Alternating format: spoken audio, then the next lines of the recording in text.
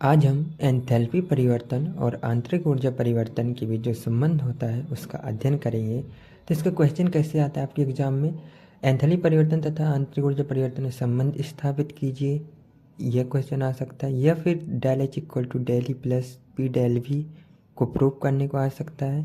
या फिर इसी दूसरा जो फॉर्म है del H equal to del E plus del N R T, इस फॉर्म में भी आपका क्वेश्चन आ सकता है और वो आपसे प्रूव करने को बोल सकता है। तो आज हम इसके प्रूफ को देखेंगे। तो चलिए, आंतरिक ऊर्जा del U enthalpy del H के बीच संबंध देखने से पहले हम एंथैल्पी के बारे में जान लेते हैं कि एंथैल्पी आखिरकार होती क्या है। तो एंथैल्पी जो है वो क्या होती है कि स्थिर दाब पर किसी निकाय की ऊष्मा जो होती है, ऊष्मा या एंथैल्पी, उसकी आंतरिक ऊर्जा और दाब तथा आयतन के गुणनफल के योग के बराबर होती है। इसे एच से रिप्रेजेंट करते हैं। मतलब इस स्टेटमेंट के कहने का क्या मतलब, जो एंथैल्पी एच है वो उसकी आंतरिक ऊर्जा यू प्लस जो उसका दाब और उसके आयतन का जो गुणनफल है उनकी योग के बराबर एच होती है। ये हमारी एंथैल्पी है। यहाँ पर जो एच है वो हमारी एंथैल्पी है, यू हमारी आंतरिक ऊर्जा है, पी प्रेशर है और वी वॉल्यूम है। तो ये आप समझ गए एंथैल्पी क्या होती है। तो अब हम एंथैल्पी को जानने के बाद डेल यू और डेल एच के बीच जो संबंध है उसको देखेंगे। तो सबसे पहले मान लेते हैं कि माने स्थिर दाब पर किसी निकाय की प्रारंभिक व अंतिम अवस्था की एंथैल्पी H1 H2 है। यदि Q ऊष्मा देने पर उसकी आंतरिक ऊर्जा U1 से U2 हो जाती है।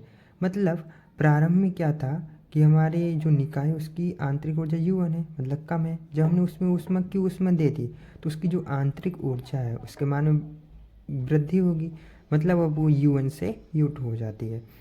तब अगर ऊर्जा में वृद्धि हो रही किसी निकाय के, तो अगर हम ऊर्जा में वृद्धि हो रही तो क्या होगा, उसका प्रसार होगा, एक्सपांसन होगा, मतलब उसका जो वॉल्यूम है वो बढ़ेगा। तो उसका जो वॉल्यूम, उसके आयतन में जो प्रसार है वो प्रारंभिक में क्या था, V1 था इनिशियली। और लेकिन जब हमने ऊष्मा Q1 ऊष्मा दी तो उसमें प्रसार हुआ, निकाय में प्रसार होने के बाद जो उसका वॉल्यूम है वो V1 से V2 हो गया। अब इसके बाद हमने अभी एंथैल्पी की परिभाषा देखी। एंथैल्पी की परिभाषा क्या बोलती है, जो एच एंथैल्पी होती है वो आंतरिक ऊर्जा और प्रेशर और वॉल्यूम के मल्टीपल का सम होता है। तो हमारा मान लो H1 के लिए, H1 एंथैल्पी को हम कैसे लिखेंगे, H1 equal to U1 initial जो हमारी प्रारंभिक जो एंथैल्पी रहेगी वो प्रारंभिक इंटरनल एनर्जी आंतरिक ऊर्जा प्लस प्रेशर तो कांस्टेंट है, प्रेशर और प्रारंभ में जो वॉल्यूम था उसके गुणनफल के योग के बराबर होगा।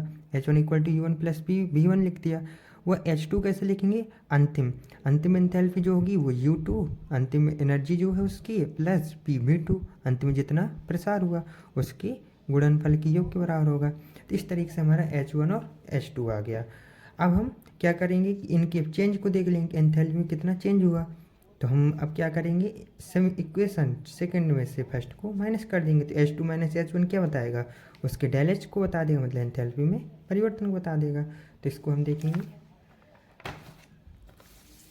तब एंथैल्पी परिवर्तन क्या होगा, एंथैल्पी में जो परिवर्तन होगा आपका वो हम सेकंड इक्वेशन में से फर्स्ट को माइनस कर दीजिए। तो H2 माइनस H1 क्या बता रहा है आपको, चेंज बता रहा है कि अंतिम में से अगर प्रारंभ में घटा देंगे तो पता चल जाएगा कितना चेंज एंथैल्पी में आया। इस तक से U2 माइनस U1 हो जाएगा और PV2 माइनस PV1। तो यहाँ पर जो H2 माइनस H1 है वो आपको बेसिकली क्या बता रहा है, चेंज बता रहा है एंथैल्पी में। तो del H equal to H2 minus H1 हो जाएगा। और जो U2 माइनस U1 है वो चेंज इन इंटरनल एनर्जी बता रहा है, मतलब आंतरिक ऊर्जा में कितना परिवर्तन हो रहा है। तो ये हमने इसको रिप्लेस कर दिया। अब यहाँ से P कॉमन आ जाएगा, V2 माइनस V1। अब ये भी एक चेंज है, आयतन बता रहा है, अंतिम में से प्रारंभिक वॉल्यूम को हटा रहे हैं हम, तो डेल वी हो जाएगा ये। तो इस तरीके से आपका जो इक्वेशन हो जाएगा del H equal to del U P del V. आपने स्टार्टिंग में देखा जो क्वेश्चन था, क्वेश्चन में जो प्रूव करवा रहा था एक ये फॉर्म भी प्रूव करवा रहा था कि ऐसा भी आपका आ सकता है कि del H equal to del U plus P V, इसको प्रूव कीजिए। तो एक ये इधर तक भी प्रूफ पूछ सकता है, या फिर एक्स्ट्रा आपसे ये जो आपका ये फॉर्म है del H equal to del U plus del N R T, ये भी प्रूफ, इस फॉर्म को भी प्रूफ करवा सकता है। तो इसके लिए हम क्या करेंगे, इसके लिए हमको और थोड़ा आगे जाना पड़ेगा। तो इसमें हम क्या करेंगे, अब देखिए यहाँ पर आपका डेल एन है, आर टी है, तो ये पी डेल वी है। तो हमको कुछ ऐसा इक्वेशन लानी है जो प्रेशर और वॉल्यूम को रिप्लेस कर दे एनआरटी में। तो आपको ये किस में आता है, आदर्श गैस समीकरण आपने पढ़ा होगा, P V equal to NRT होता है। तो वहाँ से हम पी वी को, प्रेशर वॉल्यूम को, एनआरटी के फॉर्म में रिप्लेस कर सकते हैं।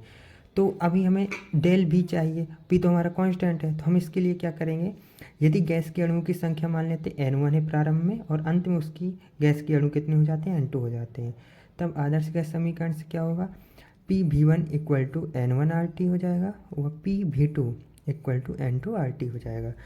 तो अब आदर्श गैस समीकरण में कितना परिवर्तन आया वो हम देखेंगे। तो वो क्या देखेंगे, इसमें से इसको माइनस कर दीजिए, तो P V two minus V one equal to N2 minus N1 RT common आ जाएगा। अब N2 माइनस N1 क्या बता रहा है कि अणुओं की संख्या में कितना परिवर्तन आया, तो उसको हमने डेल एन से रिप्रेजेंट कर दिया। तो क्या हो गया, P del V equal to क्या हो गया, डेल एन आर टी। अब पी डेल वी को हम इक्वेशन 3 में रिप्लेस कर देंगे, पी डेल वी को डेल एन आर टी से। तो हमने कर दिया del H equal to del U plus del N R T. तो इस तरीके से हमारा जो दूसरा फॉर्म था एंथैल्पी परिवर्तन और आंतरिक ऊर्जा परिवर्तन के बीच के सब जो संबंध का, वो हमारे यहाँ प्रूफ होता है। तो इस तरीके से हम देख सकते हैं, अतः समीकरण जो हमारा थर्ड है और फिफ्थ है, दोनों ही डेल एच व डेल यू के बीच संबंध को प्रदर्शित कर रहा है। तो ये हमारा जो है एंथैल्पी और आंतरिक ऊर्जा के बीच जो संबंध होता है वो हमारे यहाँ प्रूफ हो गया।